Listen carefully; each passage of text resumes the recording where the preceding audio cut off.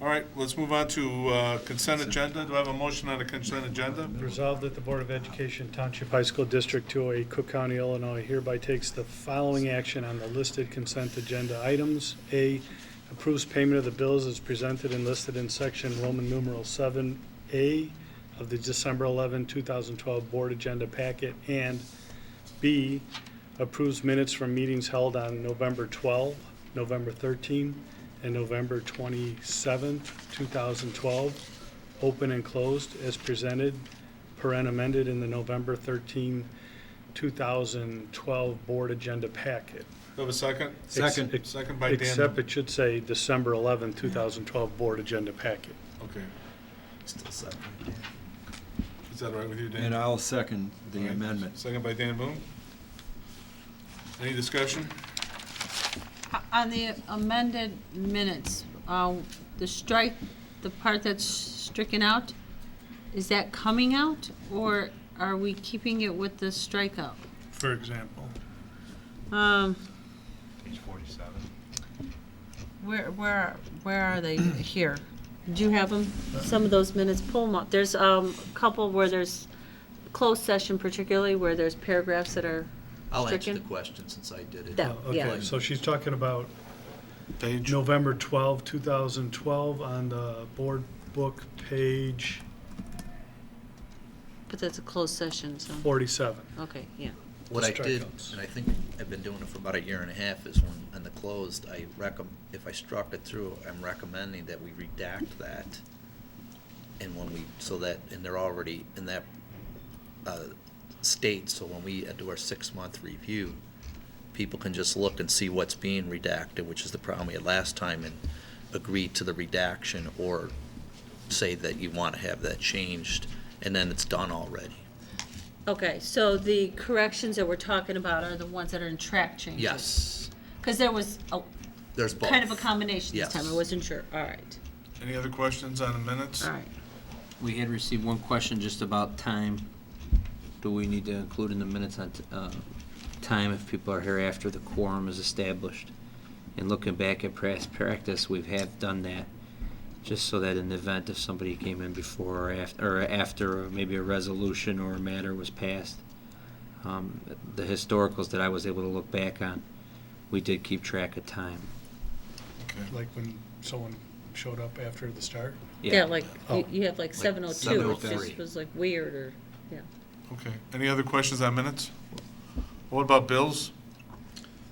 There were some questions on There's some of the like 11 bills. minutes. Okay. There's a payment that we made to Brookfield Zoo. They offer our students spots to park in the south lot. They can park there from November through March. We allow the students to sign up in September and October, and then we make this payment to the zoo in November. We charge the students for that. We charge them a fee that covers our expense at the zoo. There was a question regarding a payment to Hinsdale High School, $73,000 for tuition. They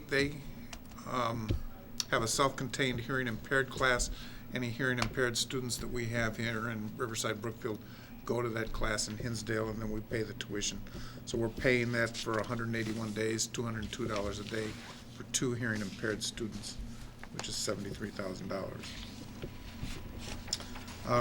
There was a question on the American Express bill. There was a purchase of several iPads and cases. Those were actually iPads that were purchased for use here at the board meetings. They're also used by teachers who want to check them out and use them in their classes, and they've been used by several of the administrators. They're doing some testing on an evaluation procedure where they can use the iPads in their evaluation of teachers. So we're using them in multiple areas. But they're under, they're $400 a piece, which means they're not a capital. I understand that, but I'm gonna raise it again. I have a concern that we buy IT equipment on all different line items in all different departments, rather than have a centralized budget item for IT equipment. Say we're gonna spend 50,000, I don't know what the number is, 50,000, 100,000 this year. We're gonna buy 20 iPads, 50 laptops, whatever it is. and that it's controlled centrally so that, maybe there's one sitting somewhere nobody's using and we're buying, and again, I know that's not true with iPads because we just started acquiring them, but I just think it doesn't make sense unless there's a centralized approach to what kind of equipment we're going to have.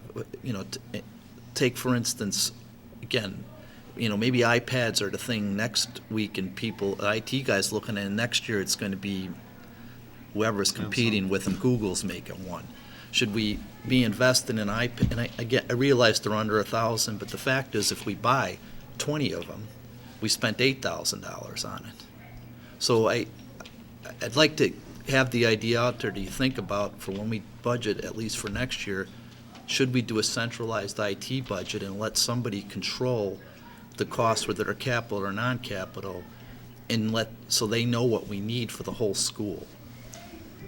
These particular items were purchased out of the IT non-capitalized equipment budget, which is Okay. where the majority of that money is sitting in the budget, because most of the items that were going to be purchased were Wasn't there under the one purchase $1,000. by the Yeah, swimming you pool, though? Well, No, that- there was one for the swim team. There is one later on. I'm sorry, there was one that was again, the one was purchased under the swimming pool, swimming team, or some budget. Right. And that's what my concern is. Maybe these ones that are extra here could be used by the swimming pool instead of buying one for the swimming pool. And then buying one, everybody buys an iPad and there's a bunch of them sitting around that nobody's using or what have you. I thought I picked up another concern of yours, maybe you didn't mean to say it, but while each individual one does not constitute a large capital investment, the more you buy, the more you're establishing a system, which does have money and dollar value in the future.